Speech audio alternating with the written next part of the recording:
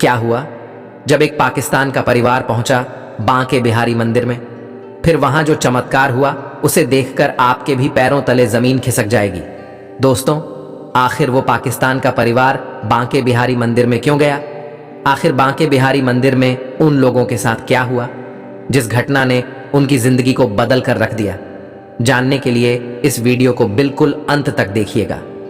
Video शुरू करने से पहले एक बार कमेंट बॉक्स में जय श्री राधे कृष्ण जरूर लिखिएगा। साथ ही इस चैनल को सब्सक्राइब कर लीजिए और बेल आइकॉन क्लिक कर लीजिए। दोस्तों, यह घटना है 1945 की। उस वक्त पाकिस्तान का विभाजन नहीं हुआ था। लाहौर के कुछ हिंदू परिवार के लोग वृंदावन घूमने आए। उन सभी का स्वभाव बड़ा ही मधुर था। सबसे पहले तो उन सभी ने वृंदावन के सभी मंदिरों में जाकर दर्शन किए।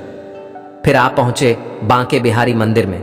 फिर उनके मन में एक भाव जागृत हो गया कि जिन बांके बिहारी के स्थान पर आए हुए हैं, अगर वहीं से हमारे बेटे के लिए कन्या मिल जाए तो हमारा भाग्य ही बदल जाएगा। अगर यहां से हमारी बहू हमारी घर में रहने आएगी तो हमारे घर में भी बांके बिहारी जी की पूजा प्रारंभ हो जाएगी। ऐसा भाव रखकर उन्होंने पंडितों से पूछा। तब किसी विद्वान पंडित ने बताया कि एक पंडा की बेटी है, बड़ी ही सादगीवान है, बड़ी ही श्रद्धावान है और बांके बिहारी की बहुत बड़ी भक्त है। उसी से ही अपने बेटे की शादी करवा दीजिए। फिर वे लोग पूछते पूछते उस कन्या के घर पहुंचे।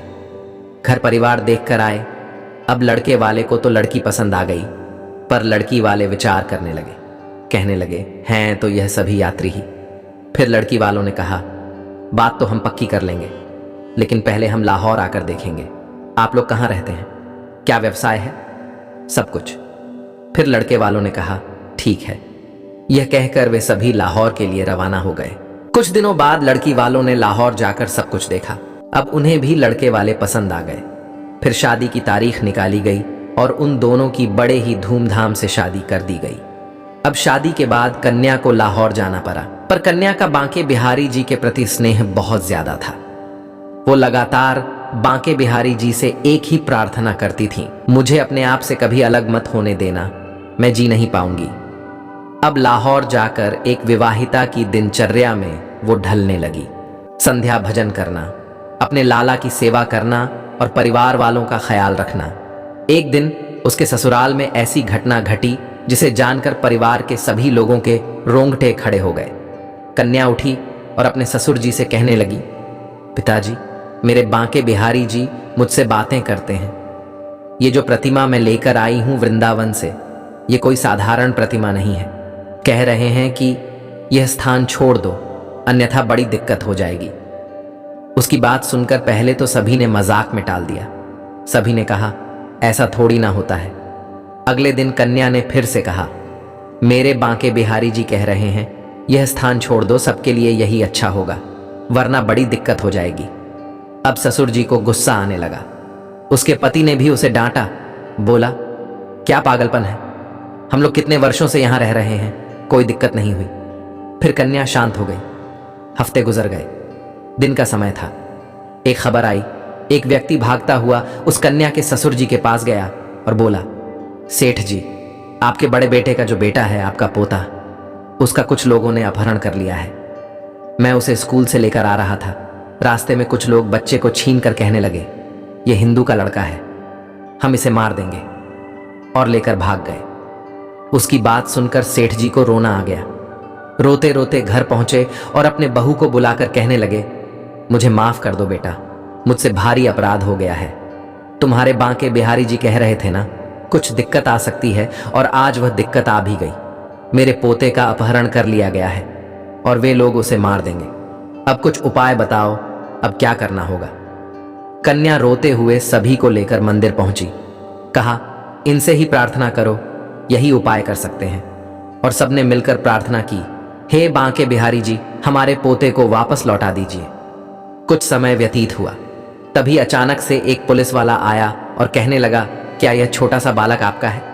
देखकर सभी प्रसन्न हो गए और कहने लगे, हाँ, हमारा ही है। पुलिस वाले ने बताया, रास्ते में कुछ लोग इसको लेकर जा रहे थे, मैं समझ गया इसका अपहरण हुआ है। मैं उसके पीछे गया और उसे लेकर आपके पास आ गया। यह स्थान अब आप लोगों के रहने लायक नहीं है। जल्द से जल्द यहां से चले जाइए। सेठ ने पूछा, तुम कौन हो? उन्होंने बताया, मैं यहाँ का दरोगा हूं। मैं फिर से बता रहा हूं, यह स्थान आप लोगों के रहने लायक नहीं है। दरोगा की बात सुनकर शाम के समय सेठ जी 1 किलो मिठाई लेकर पुलिस स्टेशन जाने लगे। वहां जाकर पूछा, दरोगा कौन है?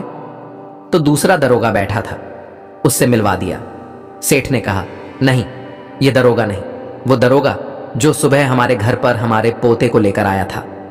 पुलिस वालों ने कहा, यहां इनके अलावा कोई और दरोगा है ही नहीं। सेठ ने कहा, ऐसा कैसे हो सकता है? प्रातःकालीन तो मिला था, मेरे पोते को लेकर आया था। तुम कहते हो है ही नहीं। पुलिस वालों ने फिर से कहा, यहां इनके अलावा कोई और दरोगा है ही नहीं। सेठ ने इधर उधर पूछा। सेठ को विश्वास ही नहीं हो रहा था। सेठ जी लौटकर घर आए और बहू को सारी बातें बता दी। बहू ने रोते हुए कहा, वो दरोगा कोई और नहीं बल्कि मेरे बांके बिहारी जी ही दरोगा बनकर आपके पोते को लौटाने के लिए आए हुए थे और खुद कहकर गए हैं, यह स्थान हमारे रहने लायक नहीं है। पिताजी, अब तो समझिए और यहां से चलिए। बहू ही बात मानकर सेठ जी ने पूछा, तो कहां चले? बहू ने कहा, हमारा तो एक ही स्थान है, वृंदावन, जहां बांके बिहारी जी विराजमान है। तब सभी लोग वृंदावन के लिए रवाना हो गए। आज भी वो परिवार वृंदावन में ही रहता है। इस सच्ची घटना के बारे में आपका क्या कहना है? हमें कमेंट बॉक्स में जरूर बताइएगा। अगर आपको यह वीडियो पसंद आया तो वीडियो को लाइक करें, कमेंट करें और इस वीडियो को ज्यादा से ज्यादा शेयर करें। जय श्री राधे कृष्ण।